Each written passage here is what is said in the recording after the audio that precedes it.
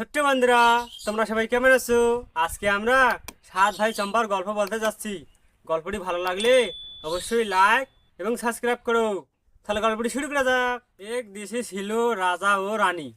তাদের ছিল 7টি পুত্র সন্তান, কিন্তু দীর্ঘদিনও তাদের কোনো কন্যা সন্তান ছিল না। রানী খুব কষ্ট পেতেন। একদিন ঈশ্বরের আশীর্বাদে তাদের ঘরে জন্ম নিল এক কন্যা সন্তান। নাম রাখা হলো চম্পা।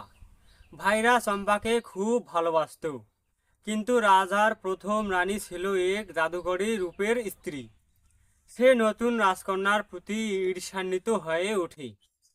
একদিন সেই রানী জাদু করে 7 ভাইকে চম্পা ফুলে পরিণত করে ফেলল। রাজ্যে নেমে এলো শোক। ছোট চম্পা কিছুই বুঝলো না, শুধু জানলো তার প্রিয় ভাইরা আর নেই। বছর যেতে থাকলো, চম্পা বড় হতে লাগলো, কিন্তু সে ভুলতে পারলো না তার ভাইদের। একদিন সে জানতে পারলো চম্পা ফুলগুলোর মধ্যে তার 7 ভাই জাদু বলে বদলে গেছে। চম্পা তখন বেরিয়ে পড়লো ভাইদের মুক্ত করার জন্য। পথে দেখা পেল এক সাধুর।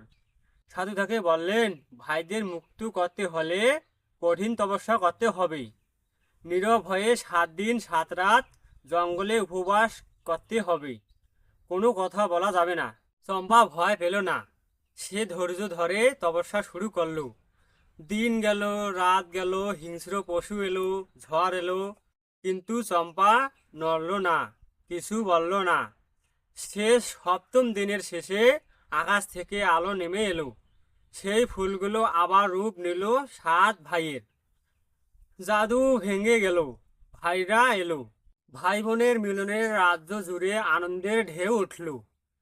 রাজা উৎসবের আয়োজন করলেন, আর সেই দুষ্ট রানী সে পালিয়ে গেল রাজ্য ছেড়ে।